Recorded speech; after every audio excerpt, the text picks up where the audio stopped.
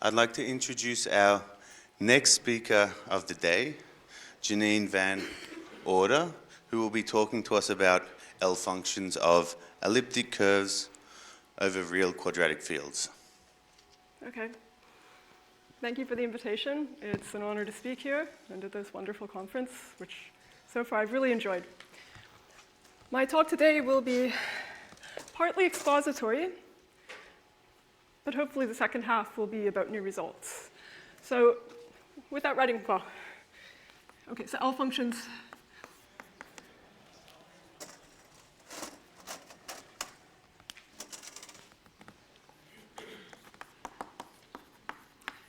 of elliptic curves over quadratic fields, let me say. So let me begin with motivation, with some repeat from yesterday's last lecture from yesterday.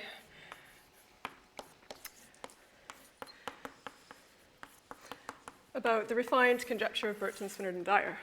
So I'll repeat it very quickly without defining all of the terms in the refined formula.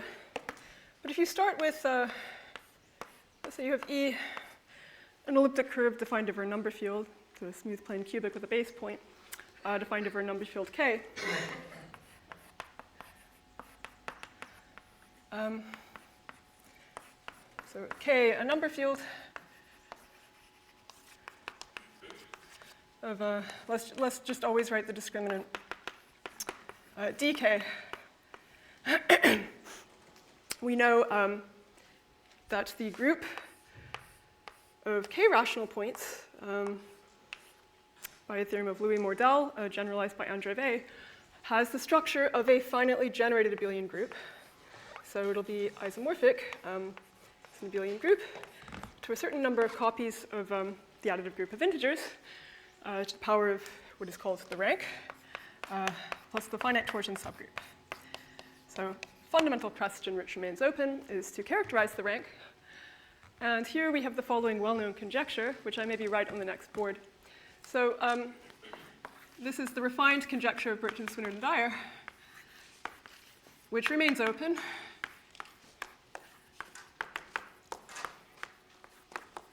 And it's a three-part statement, really.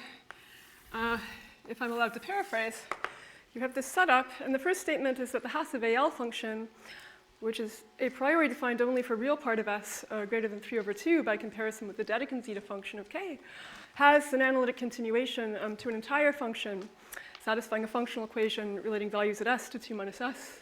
So that's the first part is that, yeah, so the Hasse-Weil function, let's call it, so L, when it's not, so has, so an analytic continuation to an entire function of, entire function, let me use the symbol lambda to denote the entire function. And this is given via a functional equation, so it satisfies a functional equation relating values at S to 2 minus S. We'll say more about this later. And so in particular, there's going to be a central point at S equals 1. And it makes sense to talk about the value at this point and its order of vanishing. So the second part of the statement is one that's probably familiar to you all, which is that the order of vanishing at the central point of the completed L function is going to be equal to the algebraic rank. Okay. And then the third part of the statement, the refined part, which we saw yesterday in a kind of different setting of which I won't discuss here, itself is a two-part statement. And the first part, known as the Tate-Shafarevich conjecture, is that the Tate-Shafarevich group, which can be defined in terms of Galois cohomology as the kernel of the localization map going from H1 of K, E which the product of all of the localizations is finite. So in the function field setting, theorem of Tate shows this is equivalent to the full conjecture.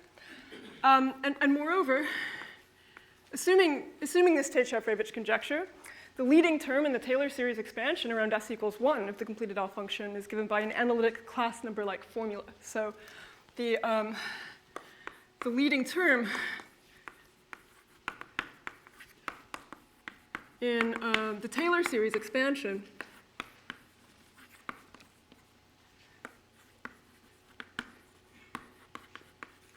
of the completed L function around s equals 1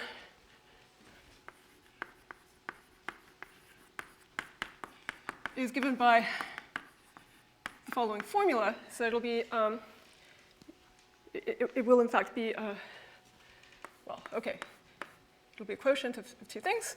It'll be the cardinality of the Tate-Shafarevich group, which in this case we know to be a square if it's finite, times the regulator, which is the same, so really what you do here is you fix a basis for the k rational points modulo of the torsion, and you form a matrix from the Néron-Tate height pairings of the pairs of the generators, and then you take the determinant of that matrix. That is, by definition, the regulator, times the product of local Tamagawa numbers, which, I won't define it because I don't have time.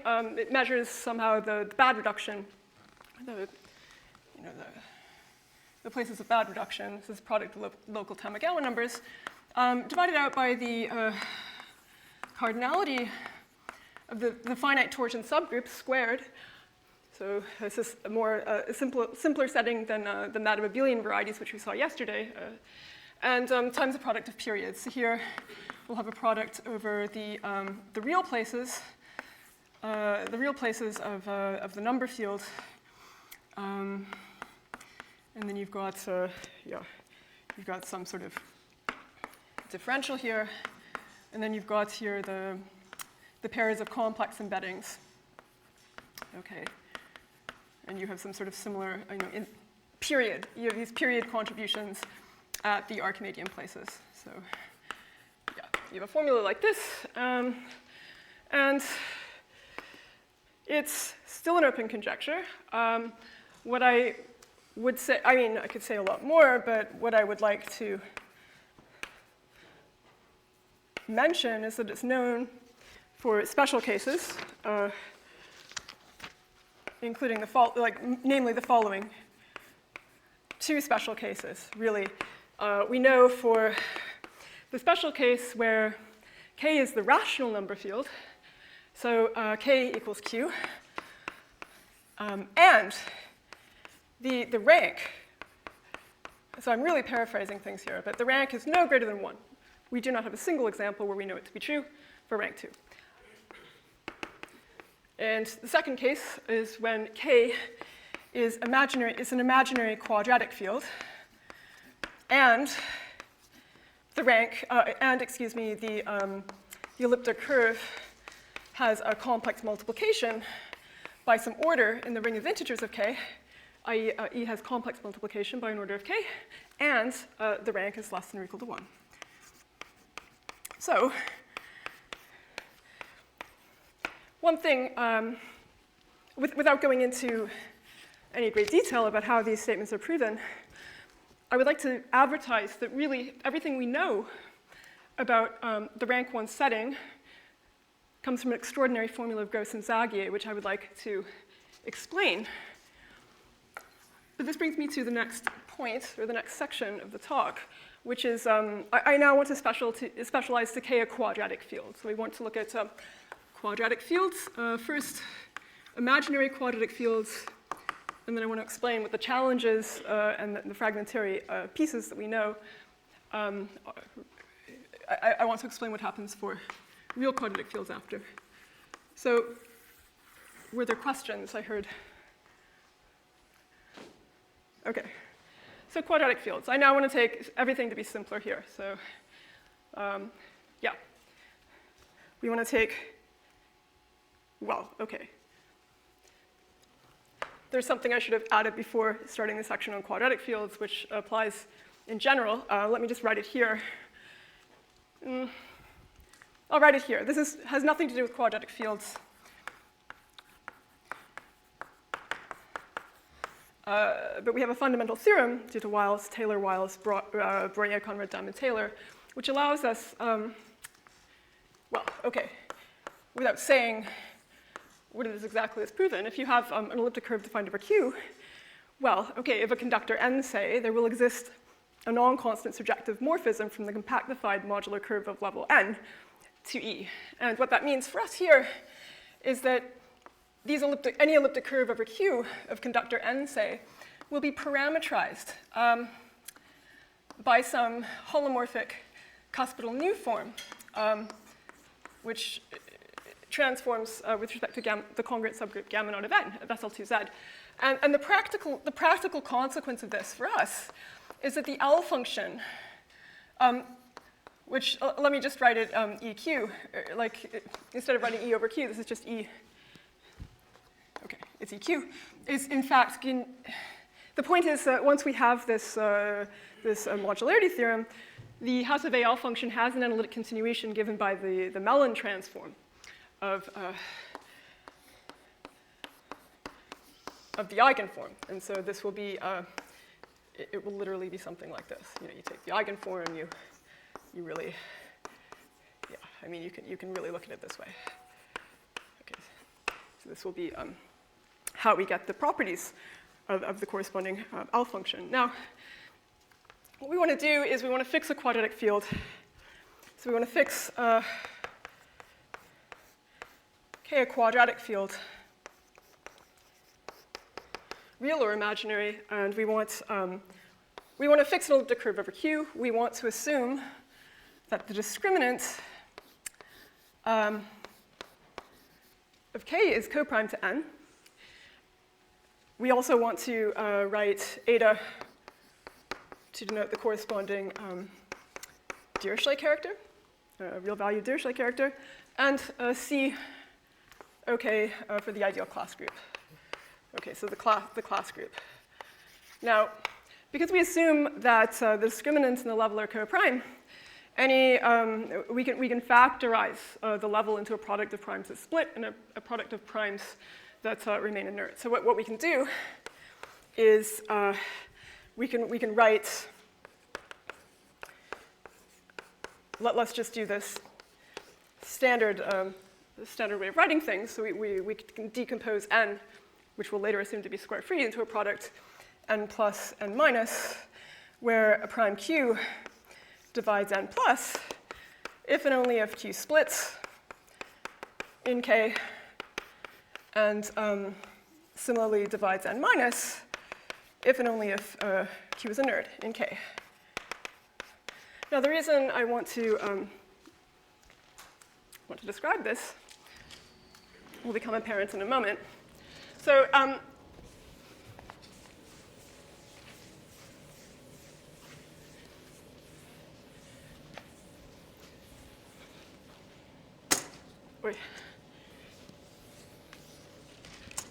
so what happens in this situation is we have modularity, which allows us to deduce the first part of the Burt-Spinner and Dyer conjecture.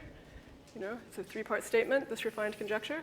But actually, by the theory of Rankin-Selberg convolution, or a theory of cyclic base change, we get an analytic continuation for the Hasse-Weil function of E over K as well. So if, you know, Rankin-Selberg convolution plus quadratic base change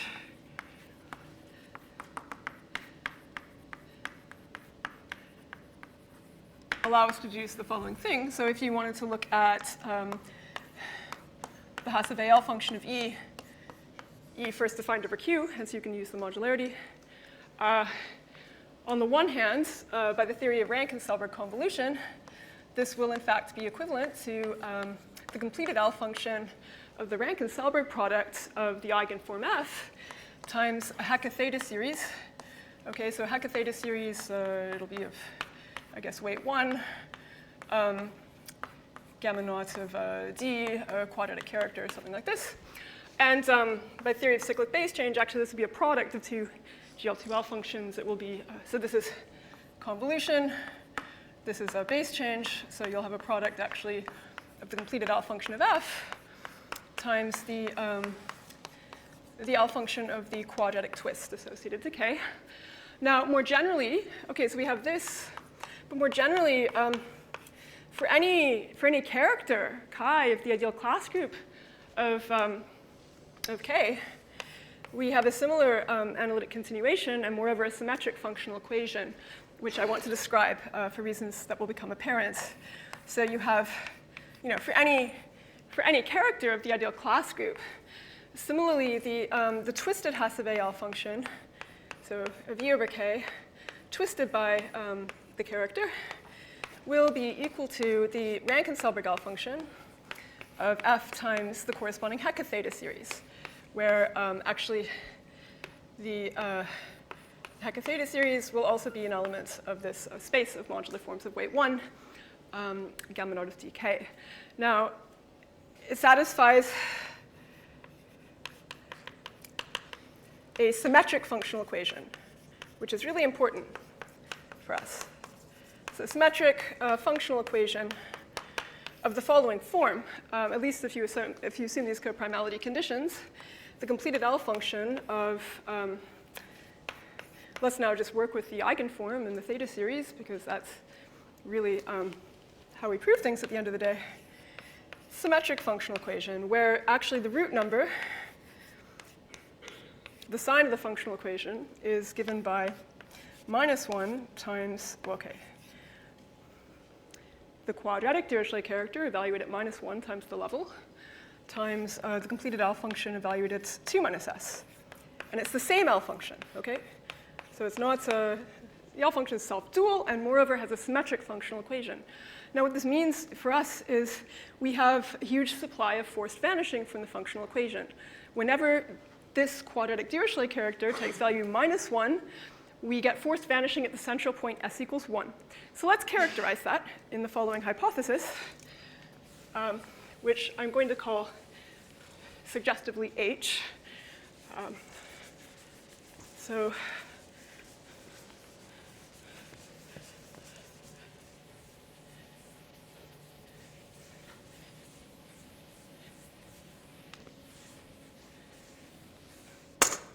yeah. So let's now assume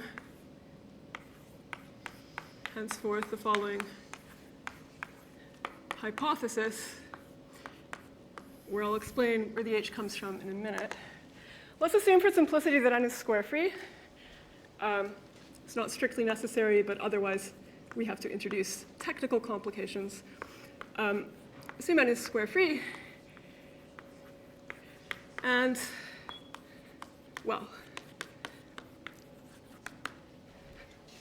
that's the quadratic Dirichlet character evaluated at -1 times the level, which is actually going to be determined by the inert part of the level, is one of two things. Is -1.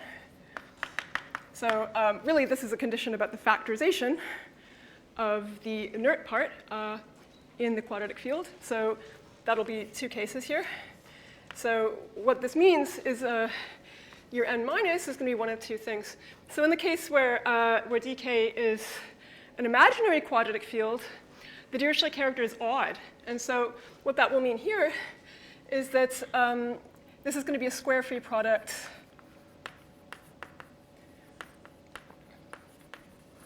of an even number of primes. If it's an imaginary quadratic field, in which case this is actually an even, odd Dirichlet character. And then the other case is you have a square-free, completely similar characterization, square-free product. Let me make sure that, an odd number of primes if the discriminant is greater than 0, because in this case, actually, the quadratic Dirichlet character is even. Okay, and so let me explain what, well, okay. We want to assume this henceforth because what the functional equation, let me just give it a name. What you get from the functional equation in this situation is that the central value of the L function, which is going to be at s equals 1/2 in this normalization, is going to be equal to 0 for all of the class group characters. Okay, so we want to confine ourselves to that situation. Now, in this situation, in the setting of imaginary quadratic fields, hypothesis H is known as the Heegner hypothesis.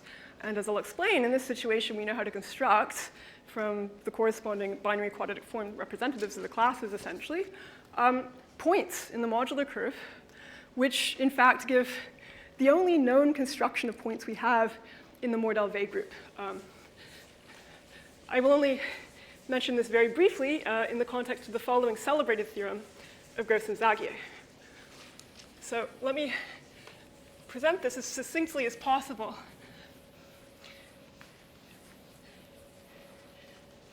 So what we have here is the following celebrated theorem from which really we have derived almost everything we know about Birch, Spinnert, and Dyer in the rank 1 case through many subsequent arguments. It's not only from this. This is really just the starting point. If you have this, yeah, okay, so let K be an imaginary quadratic field.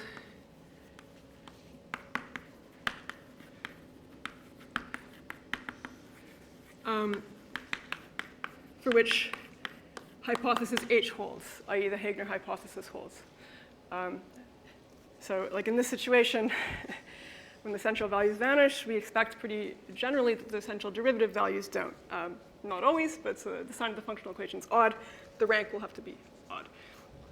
So what they show is that for all characters of the class group,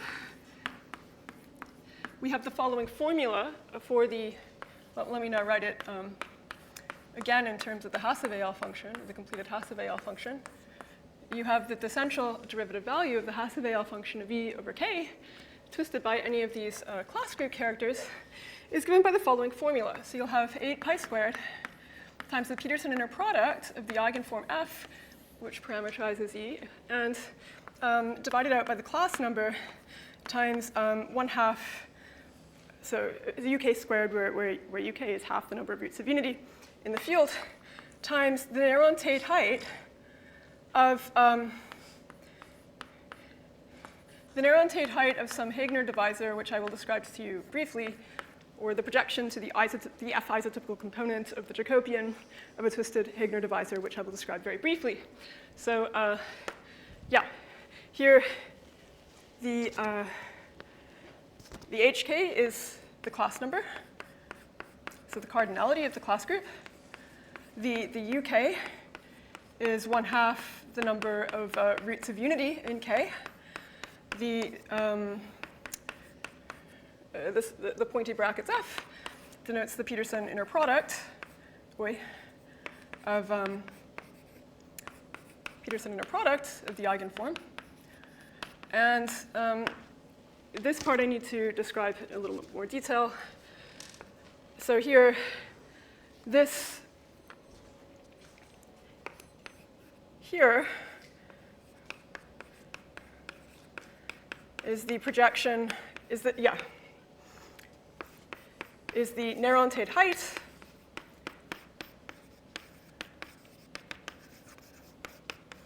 of the F isotypical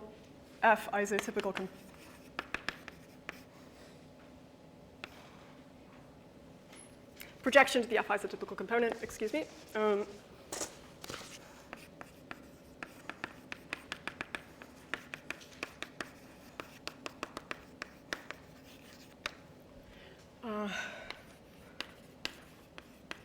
Components in, okay, I'll say a little bit more about what this is in a sec. So you've got the Jacobian of the compactified modular curve. You're going to take the points which are rational over the Hilbert class field. I'll say a little bit more in a moment how this works. Tensor C of the twisted linear combination of Heegner points. Let me just take a board to describe this briefly, because this is exactly the construction that we lack in general, even for real quadratic fields, which ultimately gives us a construction of points. So Y, okay, so formally I'm just going to write it as some linear combination, sum over the classes of the character evaluated at the class times some something I call YA, where Y equals Y dr, as I'll explain in a minute, is like a Heegner. It's a Heegner divisor of discriminant D. So let me just say briefly how this works. So, or Heegner point discriminant D. So here, what you just to describe very briefly, you fix any class. Let's call it R mod 2n, and like any one will do, actually, as long as it has the property that the square is congruent to the discriminant modulo, 4n. And then what you do is you consider, so consider tau in the upper half plane, any root of this equation, I'll call AT squared, A tau squared plus a B tau plus C equals 0 for integer coefficients, A congruent to 0 mod n, B congruent to R. Again, any R will do. And of course, the discriminant imposes a condition on the, okay, so you consider any of these numbers in the upper half plane, and it turns out, remarkably, that these numbers, so the images of these tau in the non-compactified modular curve are in fact rational over the Hilbert class field. Okay, so are defined over the Hilbert class field.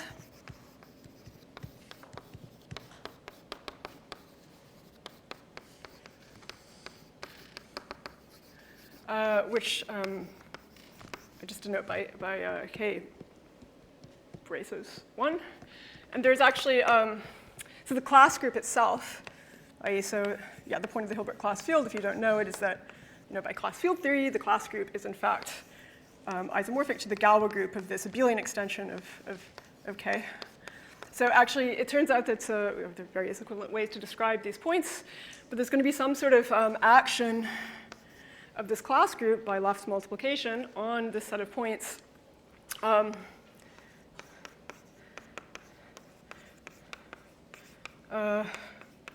Simply transitively. And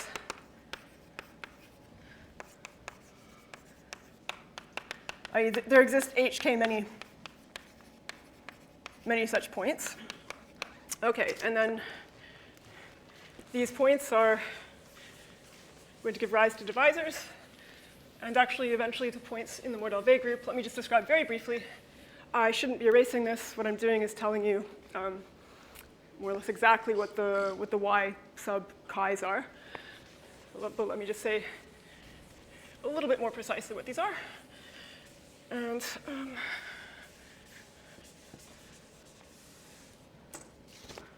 yeah, okay, so the sum, let's call it P dkr to be consistent with the literature of these points is,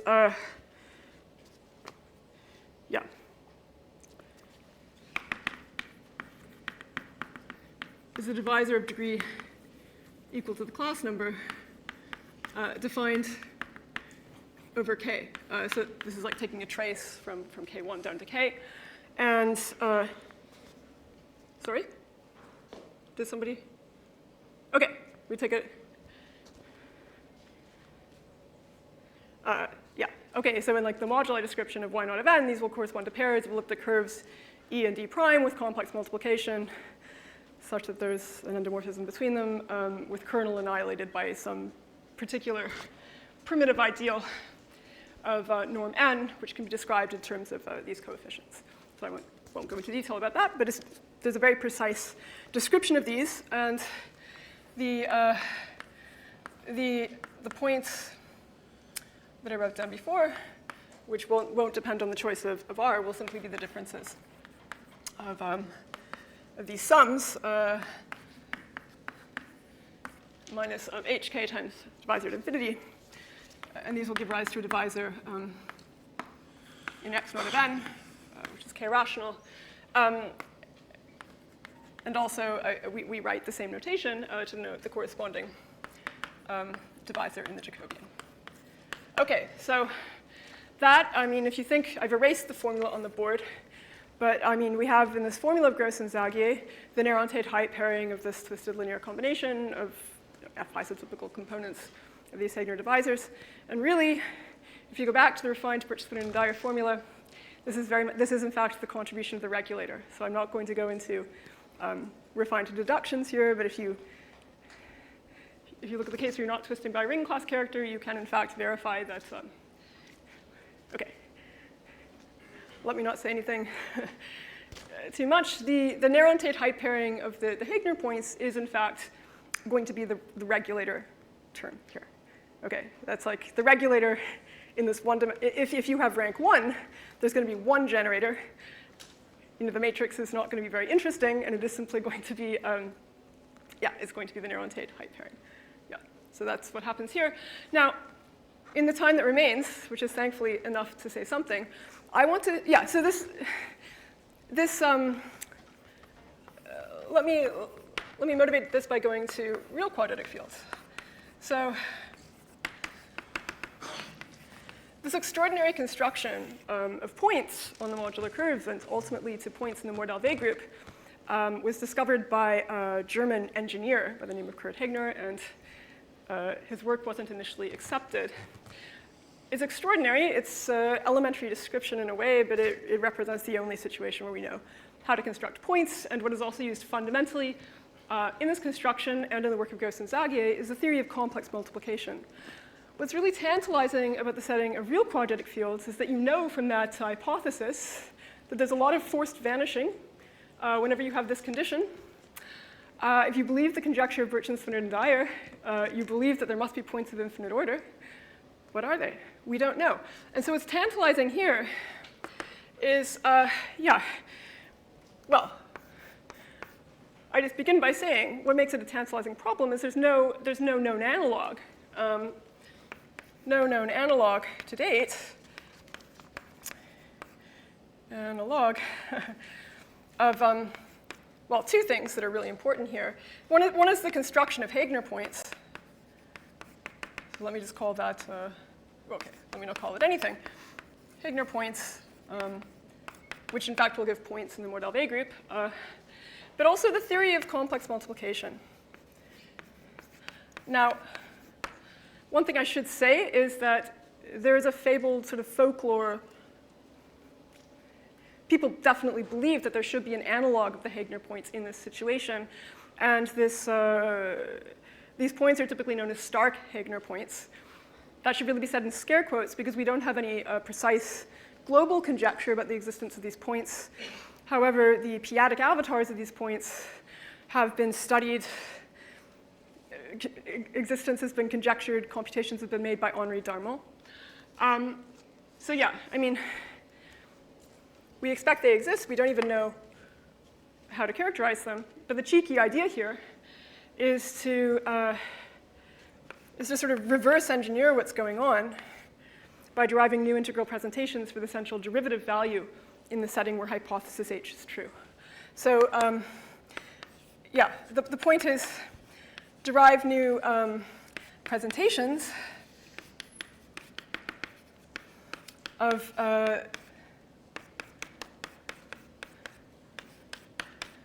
this in the real quadratic setting to find the provenance. Yeah, okay, so the provenance of the fabled Stark-Heegner points.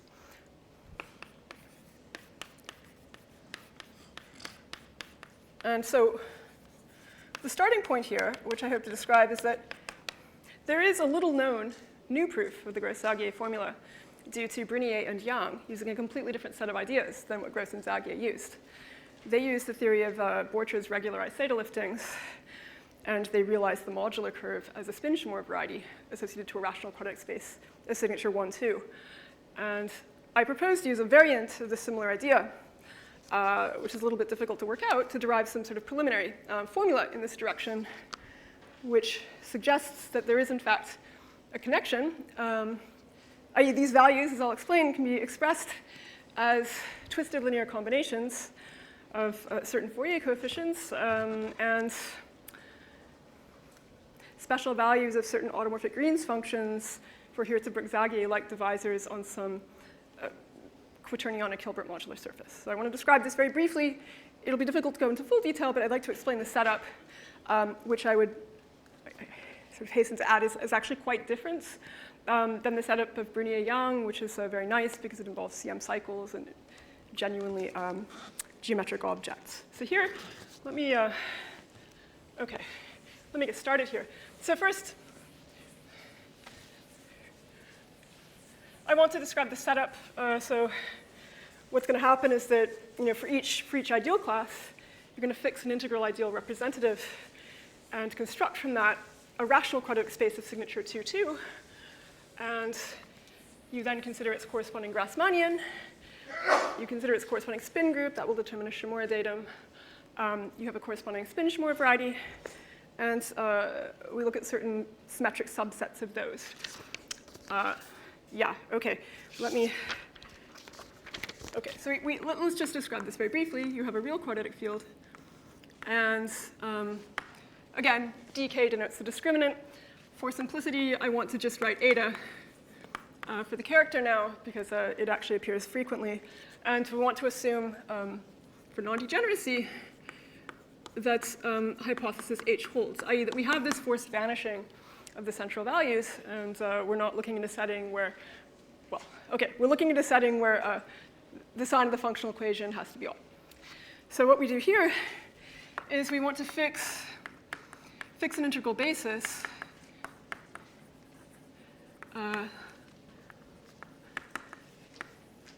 OK.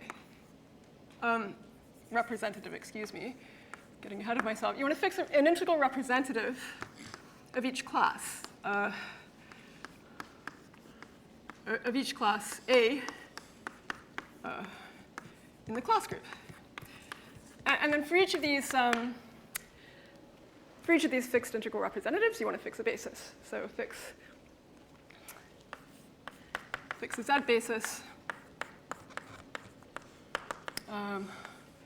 for each of these. Let's just call it 1 ZA. Of course, you could, for simplicity, just assume that the class number of K is 1, and then we don't need to really deal with any of this, but I'd like to explain sort of what's going on. We want to consider the rational quadratic space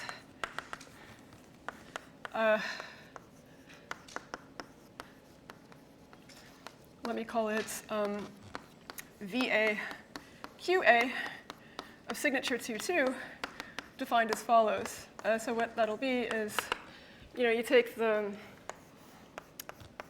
want to take the vector space to be something like Q plus ZAQ plus AQ, where AQ is just the fractional ideal that you can get.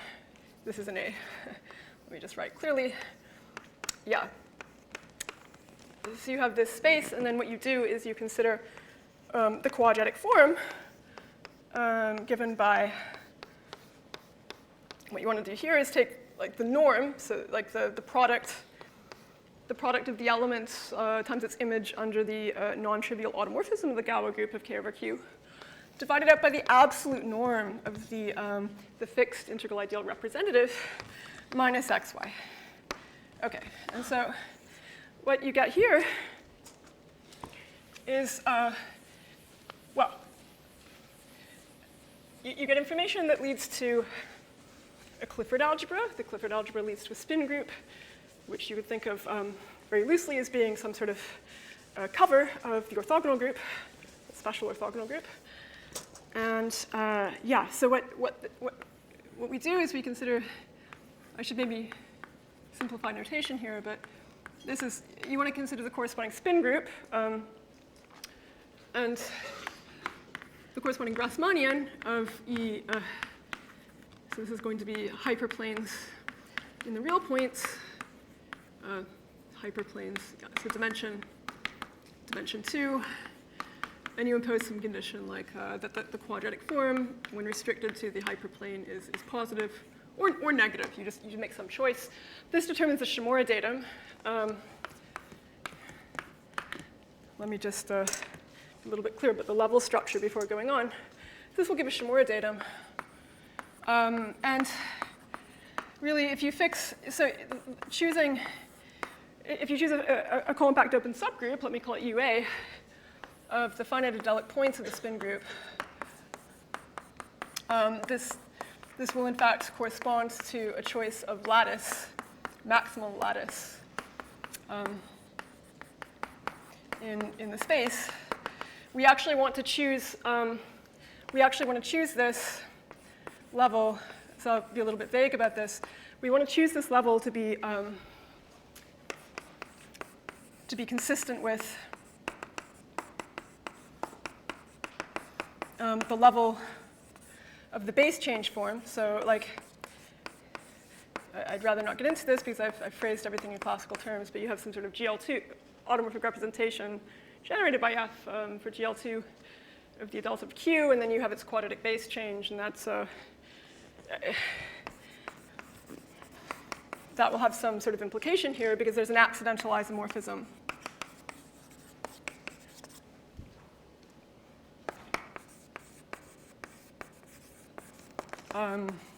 Of the spin group, not the generalized spin group, but just the spin group, to the restriction of scalars, like SL2 over K. So yeah, there's going to be some sort of choice. Okay, we're looking at this spin group. We're going to have some sort of choice. We're going to have some sort of compact open subgroup that comes out of that. And then what we do is we write X, let's just write XA to denote the corresponding Shimura variety. I'll say a little bit about it in a minute. So Shimura variety with complex points given by the usual adelic quotient. So that's going to be, it's going to be G spin VAQ. You've got the Grassmannian here. You've got the finite adelic points.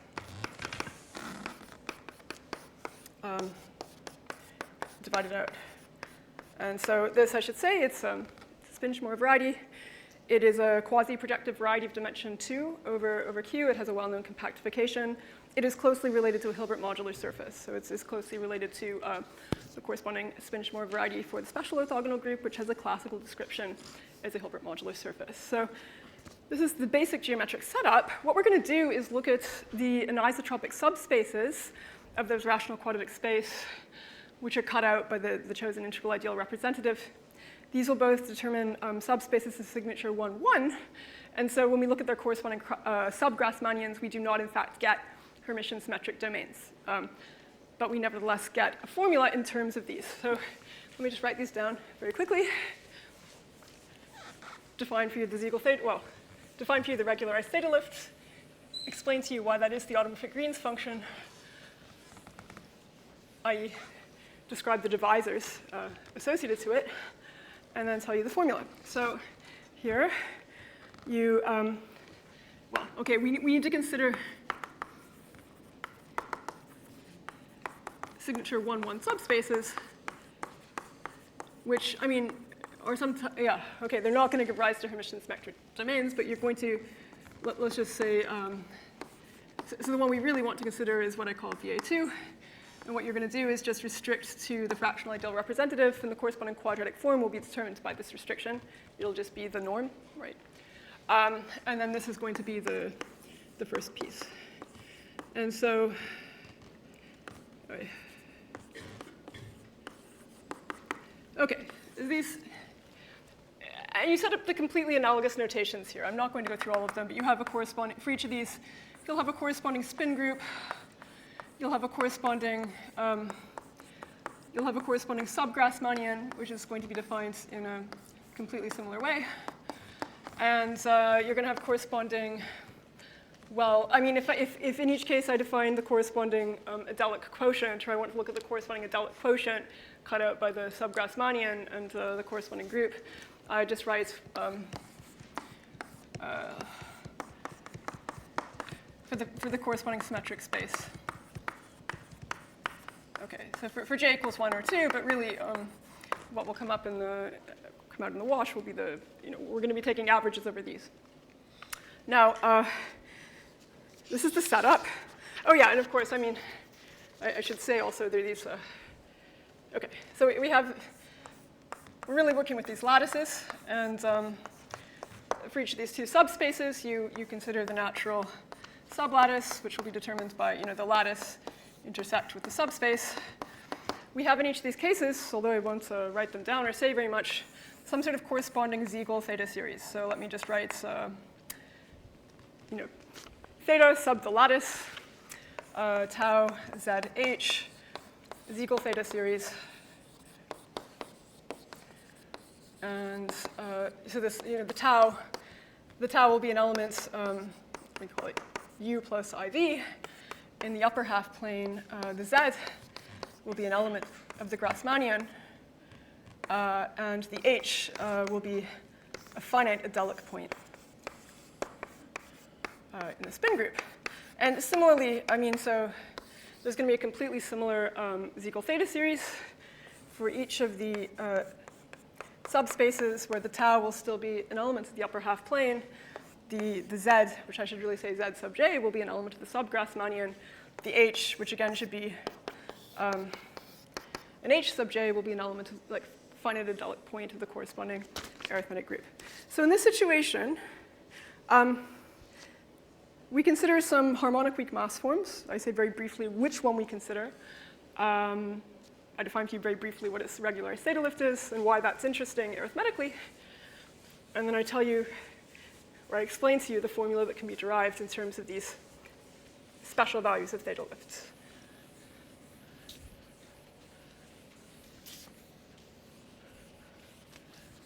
So here, okay, so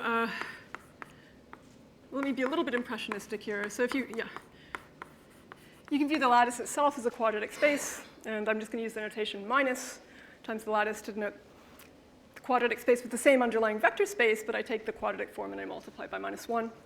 We want to have, okay, so without giving full definitions here, theorem of Brunier and Funke shows that there's a short exact sequence of spaces of vector valued forms. I say very briefly what they are. I mean, after I draw the sequence, you have a sequence. Okay, so here you have a space of weakly holomorphic forms of weight 0 and representation omega LA. Omega LA will actually be Weil representation. I don't want to get into that, but there's some, this is a representation associated with the lattice. There's going to be, it's going into space of harmonic weak mass forms of weight 0 and a representation omega LA. Say a little bit more about these later, but really they're going to be twice differentiable vector valued forms that transform with respect to some sort of weight slash operator determined by the weight in the representation, and they're going to be harmonic for the corresponding Laplacian of weight 0 in this case. And they're going to have a special type of Fourier series expansion, which I'll explain in a minute. But there's going to be some special anti-linear differential operator, which is essentially a weight-lowering operator, which sends any form in the space to a holomorphic, holomorphic, in this case, cuspidal weight 2 vector valued form of representation omega minus LA. So here, I mean, the forms in this space, this is a space of our harmonic weak mass forms of weight 0 and representation LA.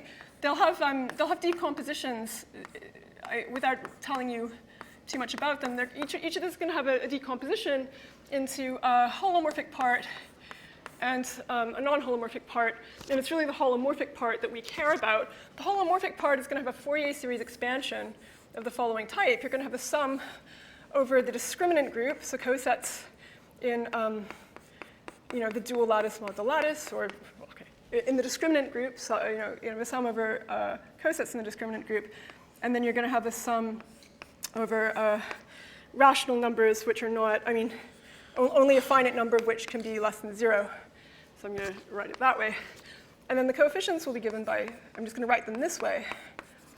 So you can have these coefficients times the e m tau, e being the usual x 2 pi I m tau in this case, against the characteristic function of the coset. And so we're really interested only in the holomorphic parts of these harmonic weak mass forms. Here, let me just say very briefly, this is a, I didn't leave very much space, but I guess you have such a form in here, and its image under this operator is going to be given explicitly by, so tau here, I'm using this notation now, tau is equal to u plus iv, and here,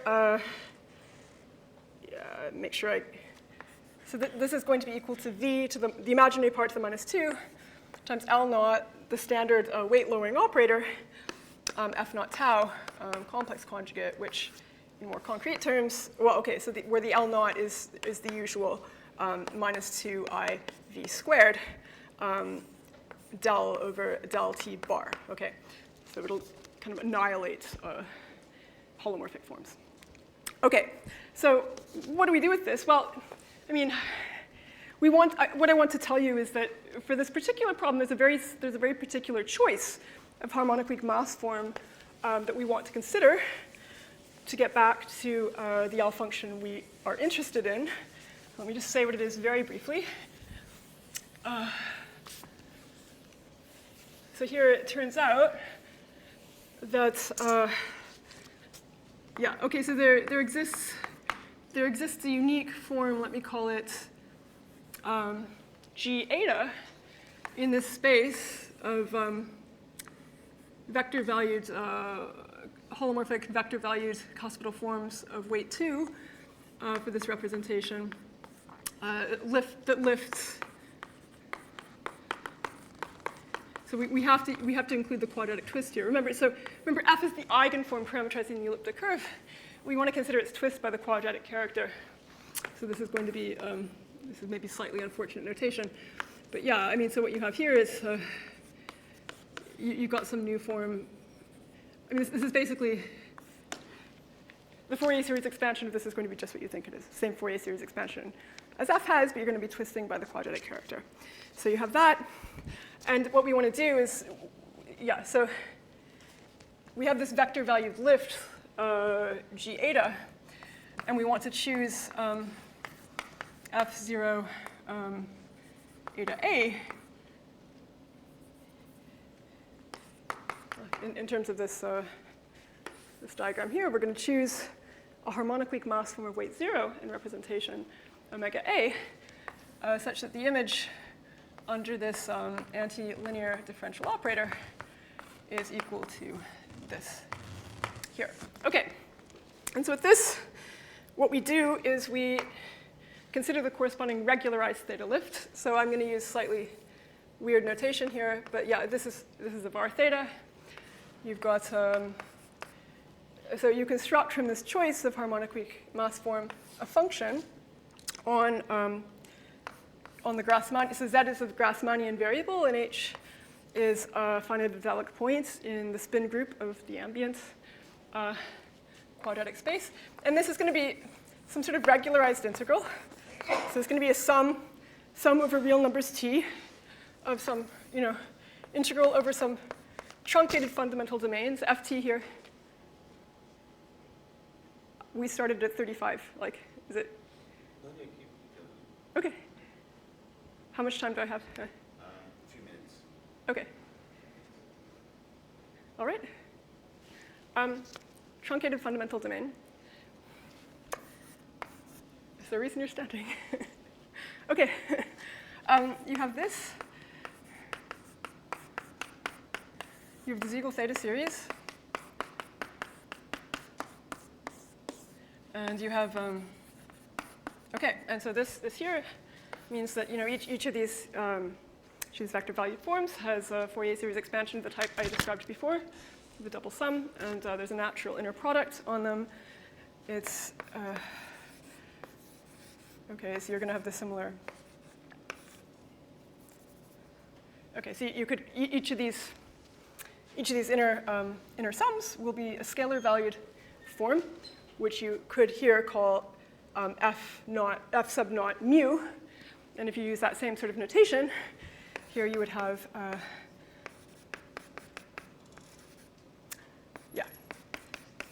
you're going to have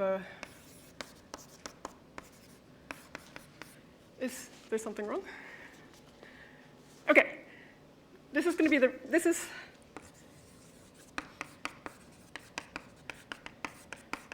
the regularized theta lift associated to the choice of form and the theta series.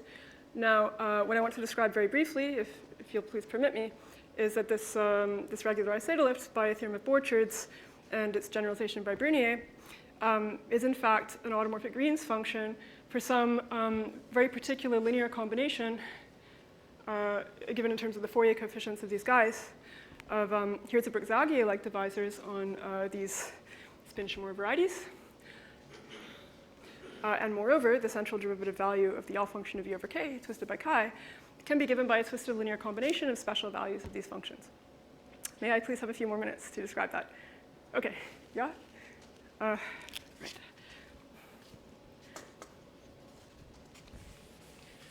So maybe the easiest way to do this is to not define technically what's meant by an automorphic Green's function.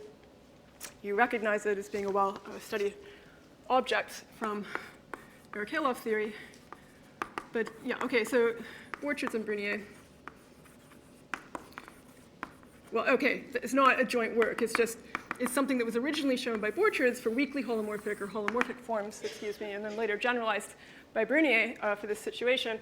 It's just that that these functions we consider, this is a special case of their theorem. Of course, they're looking at a very general situation. I'm looking at a very specific situation. But these, yeah, okay, so these regularized theta lifts are, they're automorphic Green's functions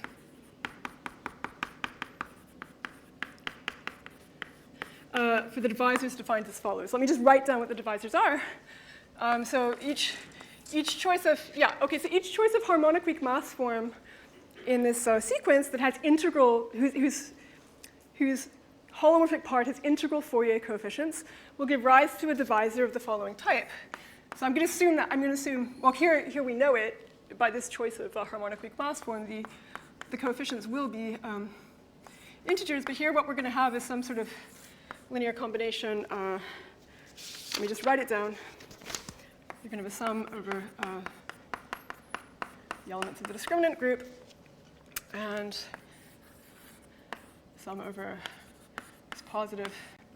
And so what you're going to have here, you're going to have like these positive Fourier coefficients here. Maybe it's actually, I've got a sign issue here. I think it should be minus m. Let's just plus or minus m. Times some divisors, which I call ZA. These are the special divisors that were introduced very generally by Kudla But in this special case will correspond really to Hirzebruch-Zagier divisors. So here, so these, let me just say very briefly, these are divisors which are going to be defined, you're going to be looking at, okay, so you're looking at the rational points in the spin group, intersect the level, but then you're going to be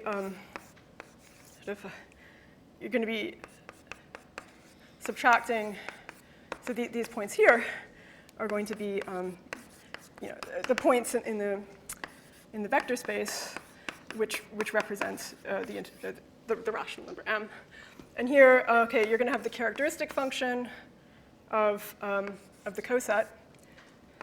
And then you're going to have, okay, so projection. The PR is going to be like the projection from the product of the Grassmannian times the finite adelic points of the spin group to the Shimura variety. So let me not define that, just tell you that's what it is.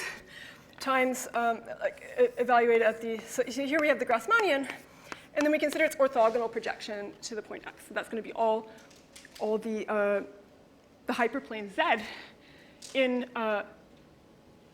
the real points of the vector space, which are orthogonal to x with respect to the form determined by the quadratic form. So what this means is that, okay, let me say verbally, because there's not enough time to write, what does it mean to be an automorphic Green's function? It means that this function is a smooth function on the Shimura variety away from this divisor. It has a logarithmic singularity along -2 times -2 log of this divisor. The 1-1 form given by dc of this will satisfy the Green's current equation, something I won't write down, but is a sort of prerequisite for defining heights. And moreover, this function is an eigenfunction, or it's an eigenvector for the generalized Laplacian operator defined on this Grassmannian, and it has eigenvalue 0, so it's annihilated by. So in this special case, it's going to be annihilated by that. So you get the following formula, 1 minute. So yeah, we have this situation. Let me maybe write it here.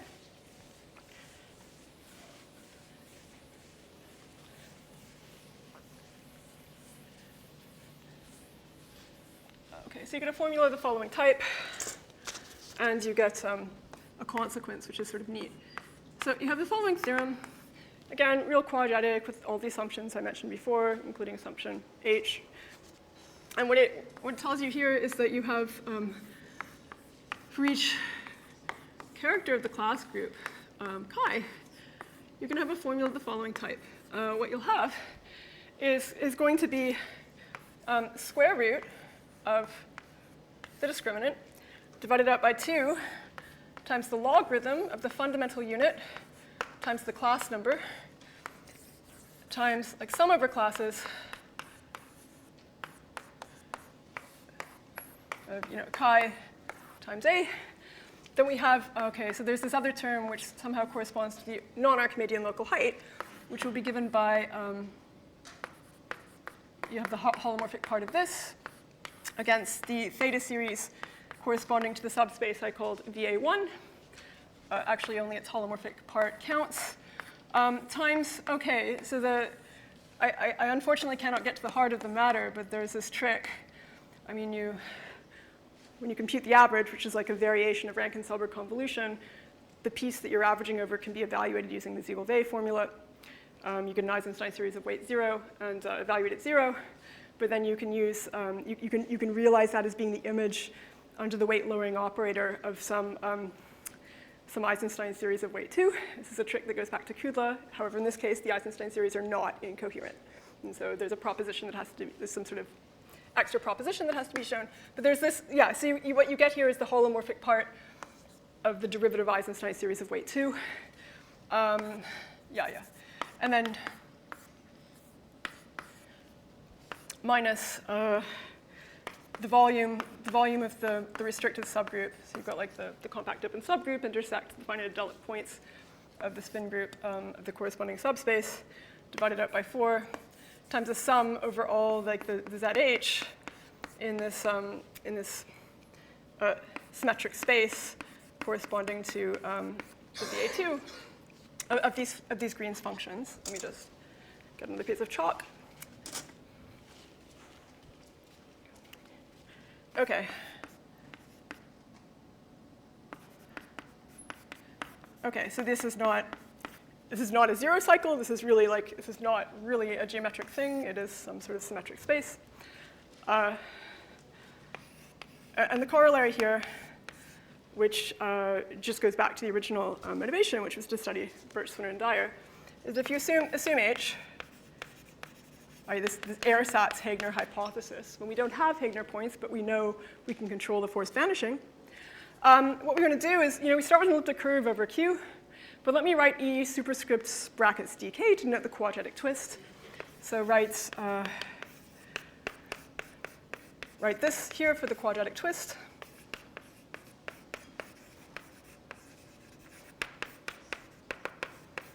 What we want to do is we want to assume, this is key, otherwise there would be no theorem, but we want to assume that we're in a situation where we know, in fact, so at this point we can sort of let's forget about the class group characters and just look at the base change L function. We want to assume that, that the order of vanishing at s equals 1 is equal to 1. So we want to be in a situation where the order is exactly 1, and, well, we want to assume for each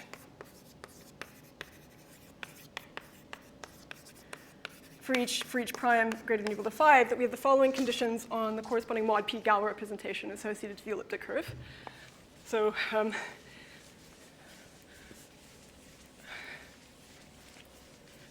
the point here is that we know Iwasawa main conjectures in these cases if I impose these technical conditions very quickly, and we can then do an Euler characteristic calculation to verify the p part of Birch, Swinner, and Dyer. This is a series of papers. Okay. I mean, I can tell you how the proof works later, but you deduce it from known theorems in the literature which compute Euler characteristics. You want to assume for each p greater than or equal to 5 that we have two conditions. It's that the mod p Galois representations, let me call them, so this is standard notation in the literature, of course. Okay, so you want to assume that the corresponding mod p Galois representations are irreducible, but you also want to assume some other conditions that, like, there exists. Okay, for the first one, you want to have a prime L that divides n exactly, which I guess we maybe don't need exactly when we assume n is square free, not equal to p, such that this mod p Galois representation is ramified. And a similar condition for the quadratic twist. So you'll also want some q distinct from p,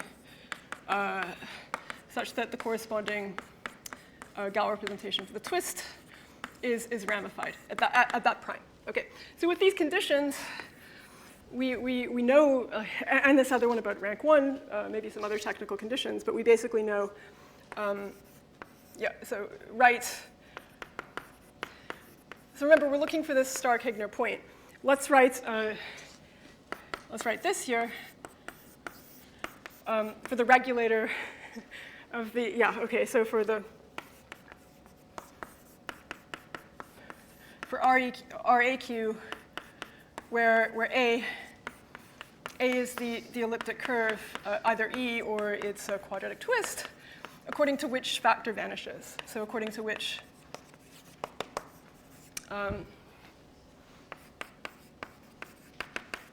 has rank 1. I mean, so you use this decomposition of the L functions and use the product rule for the derivative to determine that one of them is going to vanish at the central point, the other one isn't. So this is going to be the one that vanishes at the central point. Then up to powers of 2 and 3,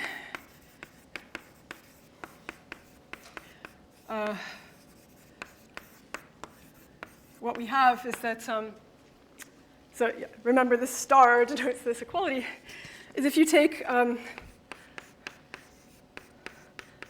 cardinality of Shah, again, we're in this situation where we know the Iwasawa main conjectures, we know a lot towards Birch and Swinner and Dyer because we're rank 1. Cardinality of Shah times the cardinality of Shah of the twist times the regulator of the non-trivial regulator contribution times the product of the Tamagawa numbers.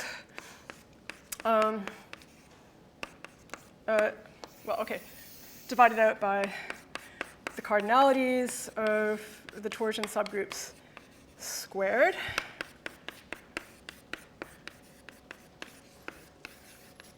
Times the product of periods.